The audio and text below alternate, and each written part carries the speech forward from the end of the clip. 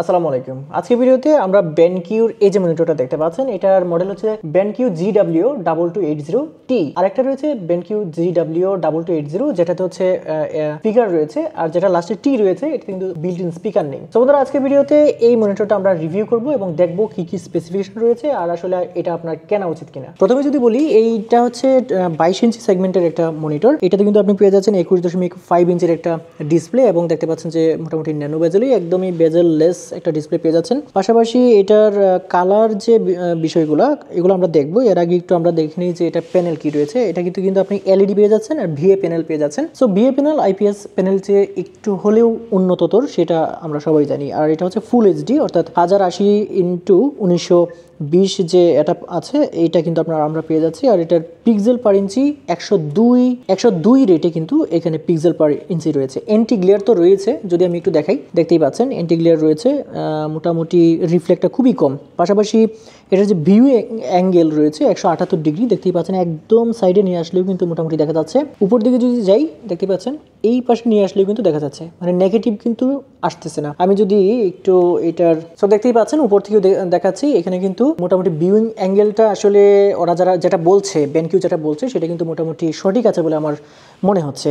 আরেকটা বিষয় হচ্ছে যে এটাতে মানে যারা গেমিং করেন তাদের জন্য কিন্তু এই মনিটরটা নয়, কারণ হচ্ছে এই মনিটরটাতে মাত্র 60 হার্জের রিফ্রেশ রেট রয়েছে, যেটা খুবই কম। এটা কিন্তু আমরা আশা করতেছিলাম যে আরো বেশি হবে, অর্থাৎ 75 অন্তত হবে। যেহেতু এই দামের মধ্যে, অর্থাৎ 14-15 হাজার, 13-14 হাজার বা 14,500-র মধ্যে এই বাজারের মধ্যে মনিটরটা, সেক্ষেত্রে কিন্তু আসলে এটাতে সব কিছুই কমিয়ে দিয়েছে। পাশাপাশি এটার যে কালার কিন্তু 8 বিট কালার রয়েছে, আর এটাতে বিভিন্ন ধরনের কালার সিস্টেম কিন্তু রয়েছে। এটাতে কিন্তু sRGB না থাকলেও 8GB কিন্তু রয়েছে। আমরা যদি কালারটা একটু চেক করি, কালারের যে টেস্টিং দিয়ে যদি আমরা চেক করি, এটা আপনিও করতে পারবেন। আমরা একটু ডেড পিক্সেলটা প্রথমে যদি একটু চেক করি, তো দেখতে পাচ্ছেন ডেড পিক্সেলটা আমরা একটু চেক করে দেখছি।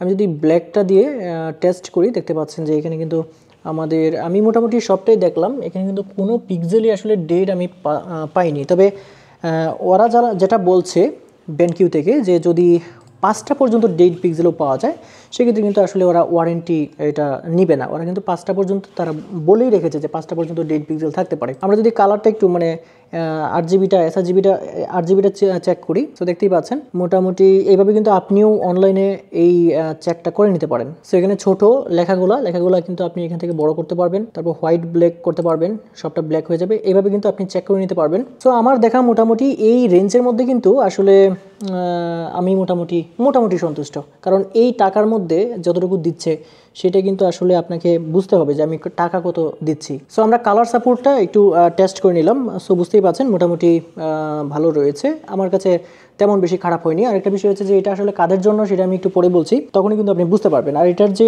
রেসপন্স টাইম এটা মাত্র 5 মিলি সেকেন্ডের। আর এটার কালার টেম্পারেচার কিন্তু 4টা কালার টেম্পারেচার রয়েছে, ব্লুইশ রয়েছে, নর্মাল রয়েছে, তারপরে রেডিশ রয়েছে, তারপরে ইউজার ডিফাইন্ড রয়েছে। আর একটা বিষয় হচ্ছে এটাতে কিন্তু ফ্লিকার ফ্রি আপনারা পাচ্ছেন, ব্লু লাইট তো পাচ্ছেনই। এটা আসলে মোটামুটি অফিসিয়াল কাজে দীর্ঘক্ষণ ব্যবহার করার পরেও, MS ওয়ার্ড, এক্সেল এগুলো দীর্ঘক্ষণ ব্যবহার করার পরেও, ফটোশপ, ইলাস্ট্রেটর দীর্ঘক্ষণ ব্যবহার করার পরেও কিন্তু চোখে সেরকমভাবে আসলে পরিশ্রমটা যেটা সেটা কিন্তু আসছে না। তারপরে হচ্ছে এটাতে high bandwidth digital content protection কিন্তু রয়েছে এটাতে। পাশাপাশি বিল্ট ইন স্পিকার কিন্তু আপনি পাচ্ছেন না।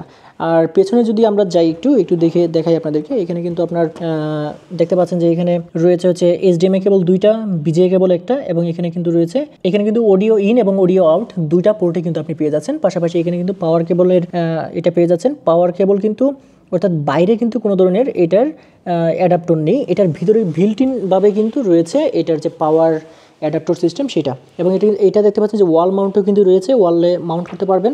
আর টিল্টের অপশনটা যদি দেখাই, টিল্ট কিন্তু আপনার এতটুকু হচ্ছে 20 ডিগ্রির মতো টিল্ট কিন্তু এটা হচ্ছে, এবং অনেক শক্ত, মোটামুটি এটা অনেক শক্ত। আর এটার কিন্তু আসলে স্মার্টনেসটা আমার কাছে তেমন ভালো লাগেনি। দেখতেই পাচ্ছেন বিশাল মোটা, দেখেন আজকালকার মনিটর আসলে এত মোটা হয় না, বিশাল মোটা, এটাই সেক্ষেত্রে আমার কাছে ভালো লাগেনি।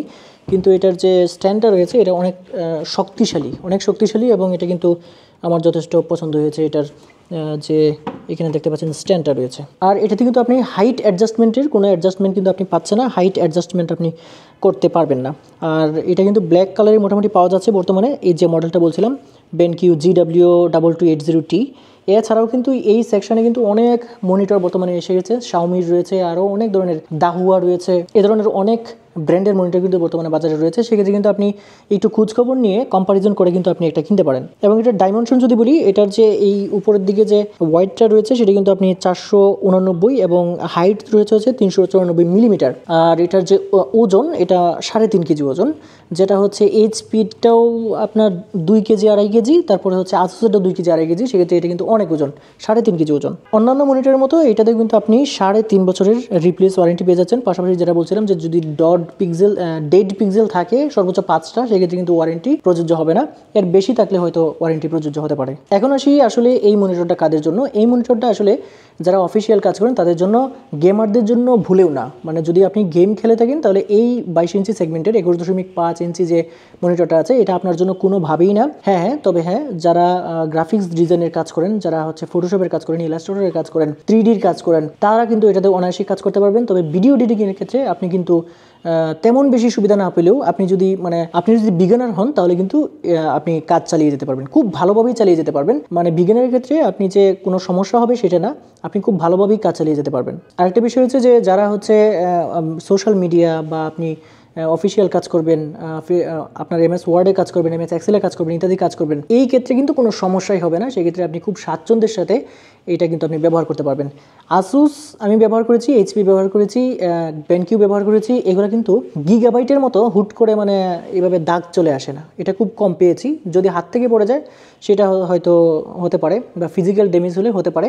সেক্ষেত্রে আমি খুব কমই দেখেছি যে এটা সমস্যা হয়েছে। আপনারা আরও রিভিউ দেখবেন, রিভিউ দেখার পরে সিদ্ধান্ত নেবেন আসলে কোন মনিটরটা আপনি কিনবেন। তো যদি আসি এটার দামের কথা, আগেই বলেছি যে এটা আপনি 13,500 থেকে 14,500 মধ্যে পেয়ে যাবেন। তবে দাম কিন্তু ওঠানামা করে, সেক্ষেত্রে কিন্তু আপনি একটু খোঁজ খবর নিয়ে তারপর কিনতে পারেন। সো বন্ধুরা, আজকে ভিডিওটা এই পর্যন্তই। সবাই ভালো থাকবেন, আল্লাহ হাফিজ।